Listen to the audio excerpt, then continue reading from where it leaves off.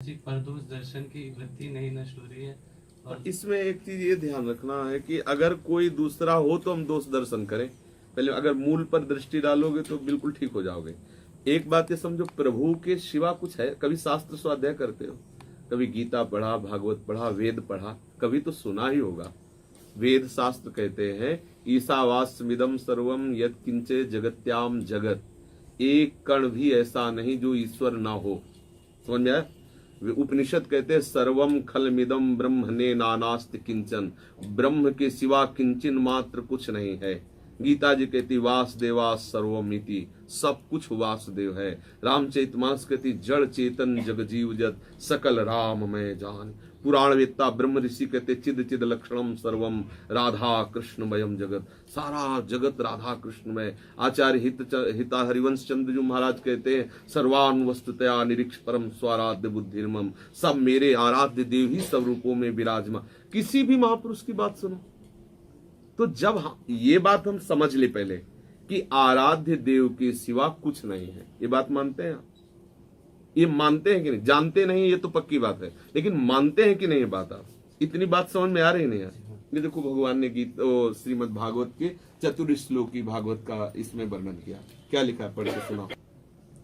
सृष्टि के पूर्व केवल मैं ही मैं था, मेरे अतिरिक्त न स्थूल था न सूक्ष्म था, और न तो दोनों का कारण अज्ञान। जहाँ यह सृष्टि नहीं है वहाँ मैं ही मैं हूँ। समझ लीजिए, समझते जाए, फिर आगे बोलिए। और इस सृष्टि के रूप में जो कुछ प्रतीत हो रहा है वह भी मैं ही हूँ। समझ रहे ना? आगे। और जो कुछ बच रहेगा वह भी मैं ही हूँ। आहा, कितनी बढ़िया बात है। कुछ बकाया रहा क्या? स्वयं श्री भगवान बोल रहे हैं, सच्चिदानंद भगवान। और आगे बोलिए। वास्तव में न होने पर भी जो कुछ अनिर्वचनीय वस्तु मेरे अतिरिक्त मुझ परमात्मा में दो चंद्रमाओं की तरह मिथ्या ही प्रतीत हो रही है, अथवा विद्यमान होने पर भी आकाश मंडल के नक्षत्रों में राहु की भांति जो मेरी प्रतीति नहीं हो रही है, हाँ। इसे मेरी माया समझना चाहिए। समझ रहे हो ना? समझ रहे हो? ये भगवान के वचन। और आगे पढ़िए।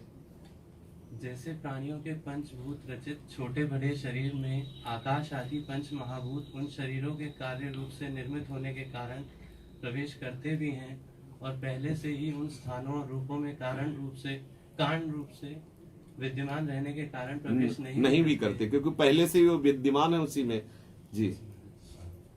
वैसे ही उन प्राणियों के शरीर की दृष्टि से मैं उनमें आत्मा के रूप से प्रवेश किए हुए हूँ, और आत्म दृष्टि से अपने अतिरिक्त और कोई वस्तु न होने के कारण प्रविष्ट भी नहीं भी हूँ। हाँ। यह ब्रह्म नहीं, यह ब्रह्म नहीं, इस प्रकार निषेध की पद्धति से, और यह ब्रह्म है, यह ब्रह्म है, इस प्रकार अन्वय की पद्धति से यही सिद्ध होता है कि सर्वातीत एवं सर्वस्वरूप भगवान सब रूपों में सर्वदा और सर्वत्र स्थित है। वही वास्तविक तत्व है जो आत्मा अथवा आत्मा का तत्व जानना चाहते हैं। उन्हें केवल इतना ही जानने की आवश्यकता है। आप ये बात समझ रहे हैं ना? ये बात सब शास्त्रों में सब महापुरुषों ने अनुभव की। बिना इसका अनुभव के कोई आगे नहीं बढ़ता। चाहे उदास्य भाव, सख्य भाव, वात्सल्य भाव, गोपी भाव, सहचरी, कोई भी भाव, पहले ये शांत रस, पहले यहाँ से वृत्ति शांत हो जाती है। एकमात्र मेरे प्रभु के सिवा कोई। अब किस पर निंदा करोगे? घर में बैठकर उनकी आरती उतारो और बाहर जाकर के उनकी निंदा करो, प्रसन्न होंगे क्या? घर में बैठ के रबड़ी पाओ और बाहर उनको गाली दो जो हर शरीर के अंदर विराजमान है, सब रूपों में विराजमान।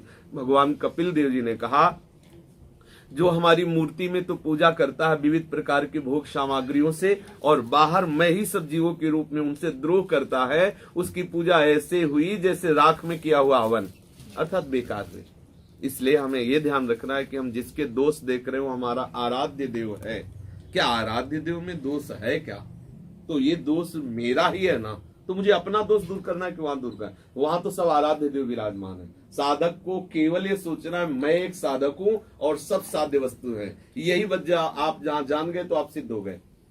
और जब तक ये नहीं जाने तब तक साधना इसी बात की है कि सब रूपों में मेरा प्रीतम ही है। भाव देश की तो बहुत अलग बात है। पहले शांत रस का सिद्धांत स्वीकार करें कि सब हमारे आराध्य देवी है। एक क्रूरापि पापिनो न च सताम संभाष्य दृश्याश्चये सर्वान वस्तुतया निरीक्ष परम स्वाराध्य बुद्धि। जो क्रूर हैं, दुष्ट हैं, पापी हैं, संभाषण योग्य नहीं है, ऐसे लोग भी हमारे साक्षात राधा वल्लभ लाल ही हैं, ये मेरी दृढ़ मति है। अब आप विचार करो, जो क्रूर हैं, ऐसा व्यवहार करते हैं, वो भी हमारे प्रभु ही हैं, ये भाव हमें रखना है। हम कोई राजनेता नहीं है, हम उपासना के द्वारा उपास्य तत्व में तन्मय होने के लिए इस मार्ग में आए, तो हमें अपने भाव को देखना है। वहां कमी बेसी राग द्वेष ये सब प्रपंच है, ये सब साधु स्वभाव में नहीं। साधु स्वभाव में एकमात्र हमारा प्रीतम, जित देखू तित श्याममयी, और उधो मन न भय 10-20 एक उतो सो गयो श्याम पे। तो जित देखू तित श्याम, तो दोष दर्शन कौन करेगा? अगर हो रहा है दोष दर्शन तो अभी हमारी उपासना नहीं हो रही। उमा ज राम चरण रत विगत काम मद को, निज प्रभु में देखे जगत तो केसन करे विरोध। आप बोलो, जब सर्वत्र हमारा आराध्य देव है तो हम किसका विरोध करें? जो भागवत धर्म है वो यही है, समस्त आचरण अपने आराध्य देव को अर्पित करते हुए सब में भगवत भावना करना, सब में आराध्य देव का चिंतन। बहुत जल्दी आनंद आ गया। क्या दोष देखना, किसके दोष देखना, कौन सा दोष देखना? चश्मा हम अगर नीला लगाएंगे तो नीला दिखाई देगा, पीला दिखाएंगे तो पीला, तो संसार पीला नीला थोड़ी, चश्मा हमारा है। तो दोष हमारे चश्मा में है या संसार में है? समझो, संसार में तो वासुदेव विराजमान है, चश्मा बदल दे बस हो गया। और यही चश्मा प्राप्त करते हैं संतों के पास, दृष्टि। सृष्टि कैसी? बोले जैसी तुम्हारी दृष्टि वैसी सृष्टि। एक ही गोविंद बहुत सुंदर है, और कंस के उस मल्ल क्षेत्र में पधारते हैं अखाड़े में, तो किसी को दिखाई देते महाविराट भयंकर रूप, किसी को अतिशय सुकुमार लाला, किसी को सौंदर्यता की मूर्ति दिखाई देते। तो ठाकुर तो वही है, उन सबके जैसे चश्मे वैसे दिखाए, जाकी रही भावना जैसी, प्रभु मूर्ति देखी तिन तैसी। तो ये प्रभु मूर्ति संसार वासुदेव है, दूसरा कोई नहीं है। समझ में आ रहा है ना? इसी सिद्धांत से आप सुधर सकते हो, अन्यथा नहीं। गुण दोष में संसार, जहां तुम्हें 4 गुण दिखाई देंगे वहां दोष भी है। कोई ऐसा सृष्टि में नहीं है जो गुण दोष से ना बना हो।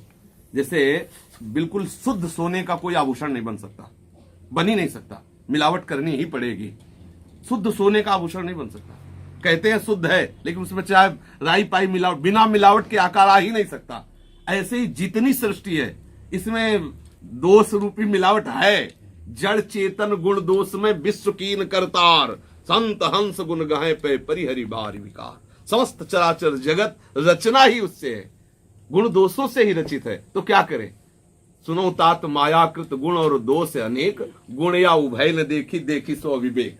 ये तात, ये मायाकृत रचना में गुण दोष सब कुछ है। तो सच्चा विवेक ये है कि हम गुण दोष देखें नहीं, एकमात्र प्रभु को देखे। अगर गुण दोष देखते तो क्या बोले? अविवेक है, अज्ञान है। सत्संग करो जिससे विवेक का प्रादुर्भाव हो और सब में भगवत भावना हो। ये बात